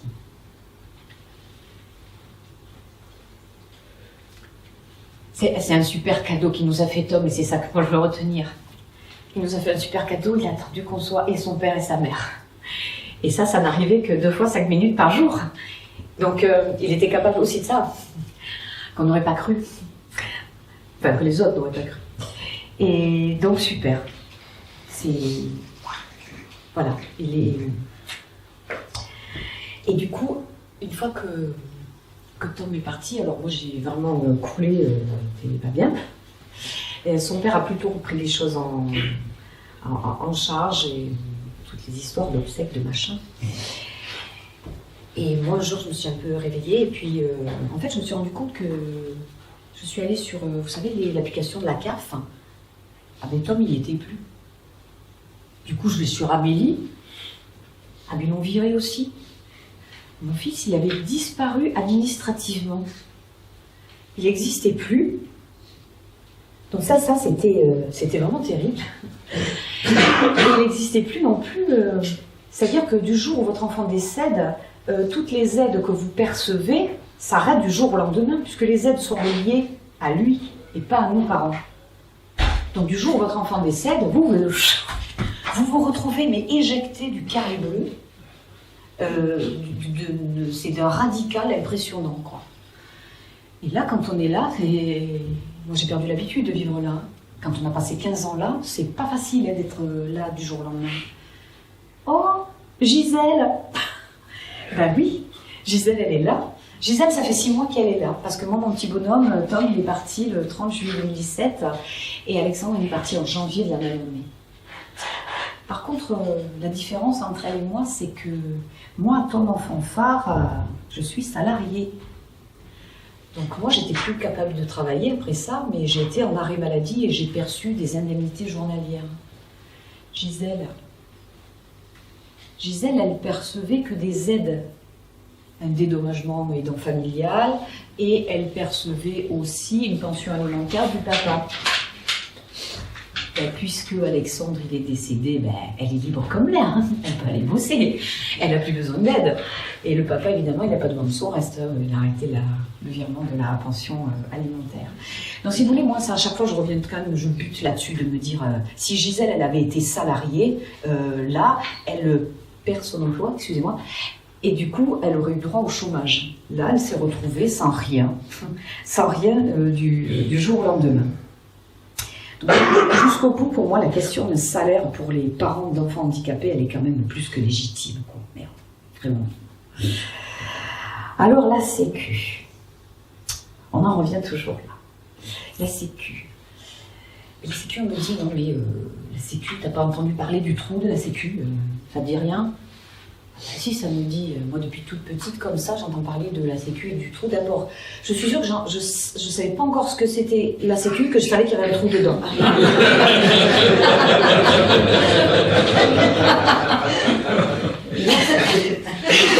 Alors, pourquoi il y a des trous, pourquoi il y a des trous dans la Sécu?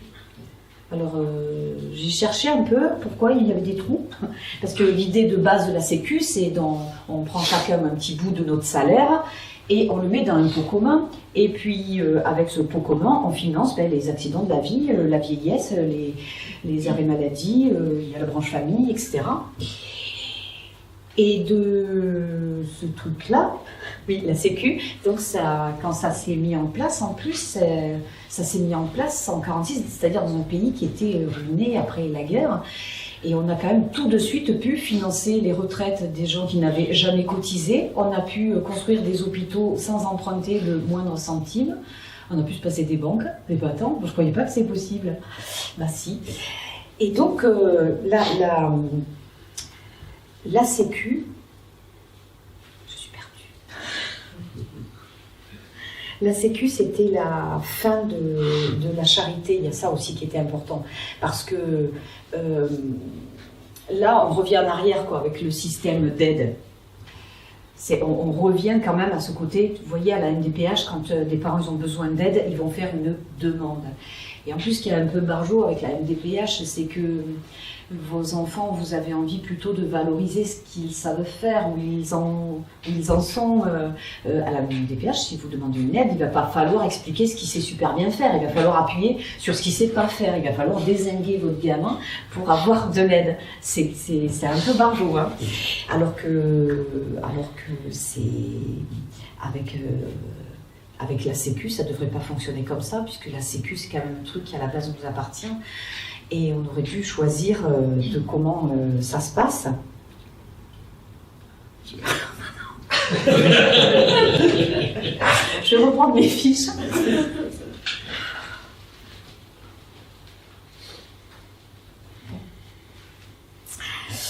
Oui, parce que donc la Sécu, en plus, ce que j'entendais beaucoup, c'est que quand même il y en a qui abusent. Et que la Sécu, c'est bien, mais en abuser, ça craint. Alors qui c'est qui abuse?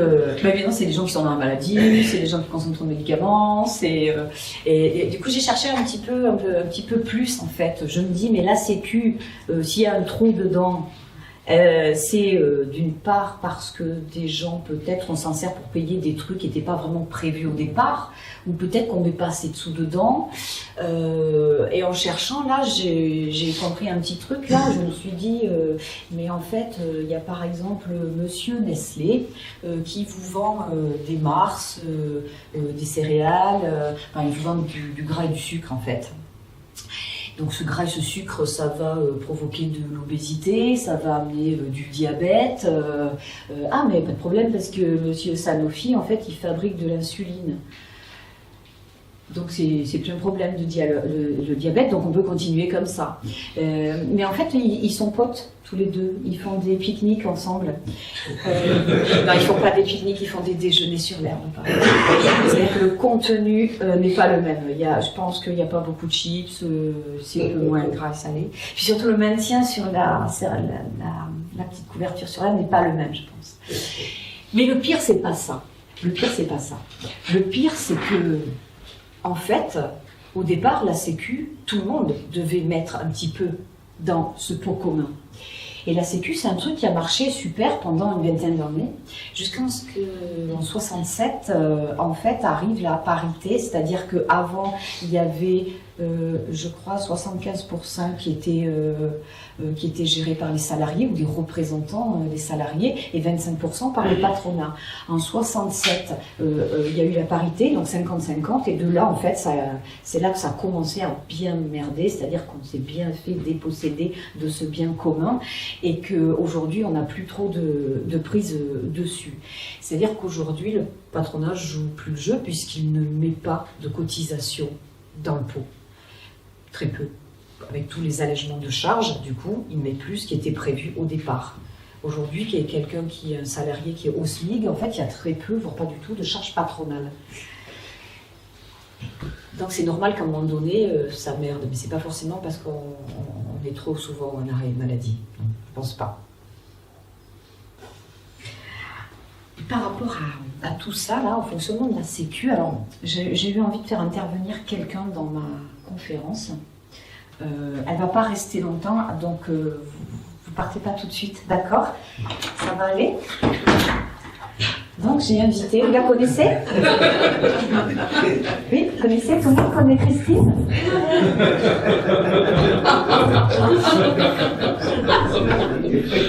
Christine. Alors Christine Boutin, donc, est rentrée en politique suite à la loi Veil sur l'avortement. Parce qu'il y a des gens comme ça qui savent mieux que les autres ce qui est bien pour les autres. Parce que je ne suis pas convaincue qu'elle ait personnellement été dans ce cas de figure, je ne sais pas. On nous cache des choses. Grande militante anti-Pax. Ça t'intéresse toi le Pax, ça te concerne? Ah, c'est quelqu'un qui milite pour que d'autres gens aient moins de droits et surtout milite pour donner son avis sur des trucs que c'est pas trop son truc, quoi, je trouve. Mais surtout, alors j'ai fait venir Christine parce que j'avais 2 mots à lui dire. Christine, j'ai envie que tu as ton petit sac là. Dans ton petit sac, tu vas sortir ta calculette. Et j'aimerais bien que tu calcules que tu calcules toutes les cotisations que tu as payées à la Sécu sur la ligne maladie. Voilà. Alors tu vas faire l'addition, et puis ce que tu as trouvé, en fait, moi je m'en tape un peu, mais tu te le mets derrière l'oreille. Hein, et on en reparle. Non, parce que Christine, elle a tout bien fait comme il faut, elle est baptisée, elle a fait son catéchisme, elle s'est mariée avec son cousin Germain, elle a eu 3 enfants, pas un handicapé.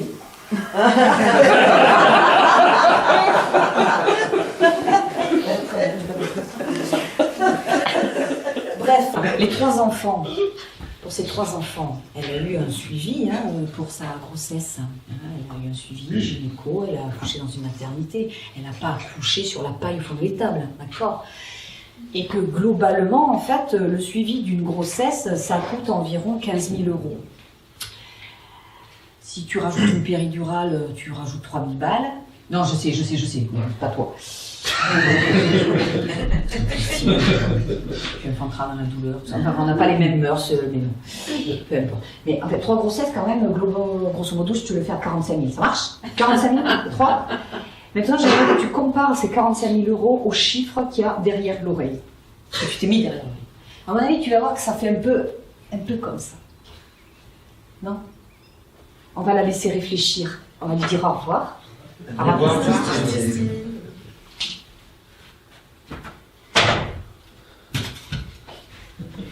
Il y en a beaucoup des gens comme ça qui savent mieux que les autres.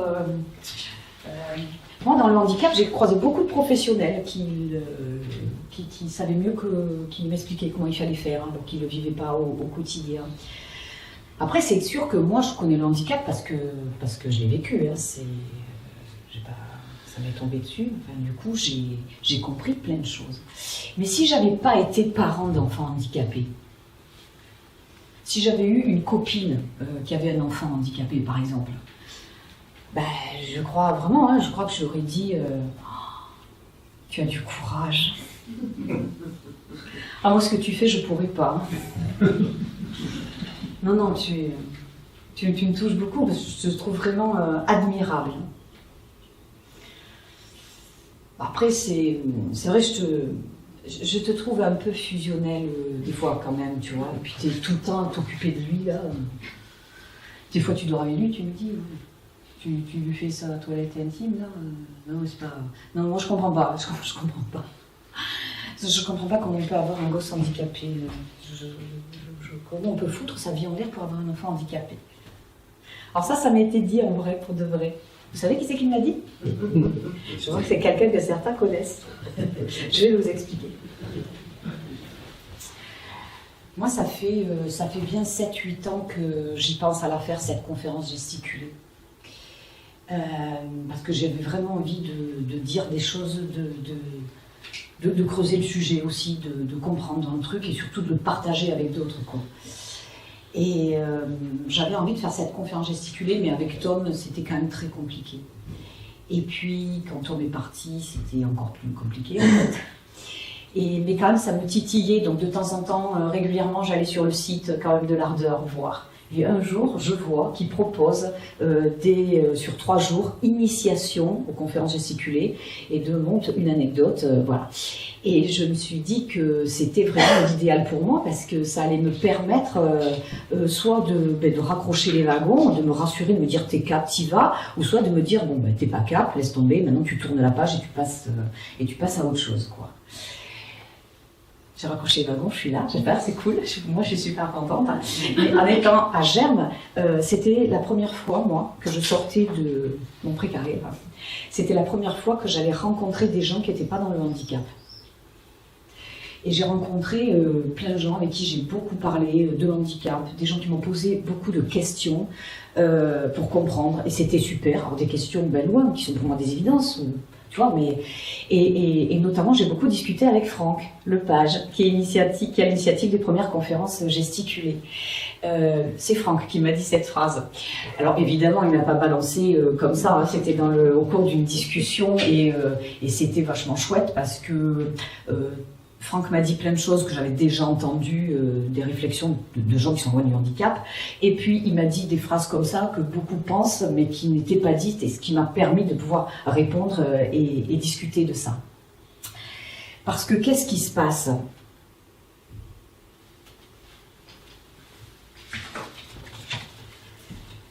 Qu'est-ce qui se passe là, avec le handicap? Je veux dire, Franck, il est très loin du handicap, parce que c'est pas son histoire, c'est pas son vécu. Il y a d'autres domaines où il peut avoir, par exemple, il a des analyses très fines que moi, je ne lui arrive pas à la cheville. Mais sur le domaine du handicap, c'est pas son histoire. Mais là où on est raccord, je crois, avec Franck, là où on se retrouve, c'est que dans une conférence gesticulée, c'est un point de vue situé. Chacun parle de là où il est. Et qui qu'on soit, où qu'on soit. Et notre expérience de vie, elle a forcément plus de valeur que l'expertise de quelqu'un qui n'a pas ce vécu-là, même s'il a plein de diplômes. Et nous, quand on est parents d'enfants handicapés, de par notre histoire de vie, notre expérience, on développe tellement de savoir que petit à petit, en fait, on devient des spécialistes de nos enfants. On sait faire, on comprend, on va détecter le moindre petit détail chez nos enfants. Et ce qui est dommage, c'est qu'on n'est pourtant pas entendu comme tel. Pourtant, je trouve vraiment que c'est aux enseignants à se réapproprier l'école, c'est pareil. C'est aux ouvriers à réorganiser le travail dans leur usine. C'est aux agriculteurs à repenser l'agriculture, etc., etc. Donc aujourd'hui, en fait, moi, je n'exerce plus la profession de parent d'enfants handicapés. Je n'ai pas choisi de l'exercer, je n'ai pas choisi de ne plus l'exercer, c'est comme ça, je ne l'exerce plus. Par contre, il y en a un paquet là, qui continue d'usiner, gratos, hein. Ils sont toujours pas payés. Donc en fait, moi là, j'espère avoir levé un peu le voile sur le quotidien des parents d'enfants handicapés.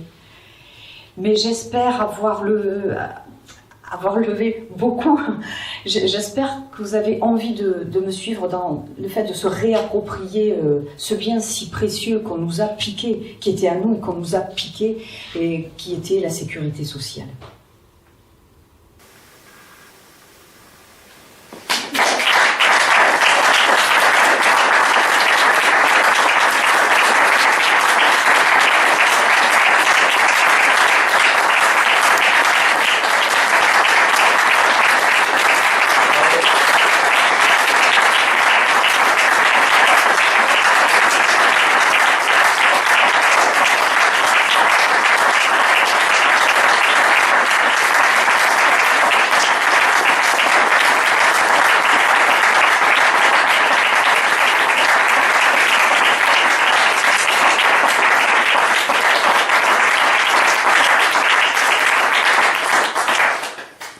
Merci.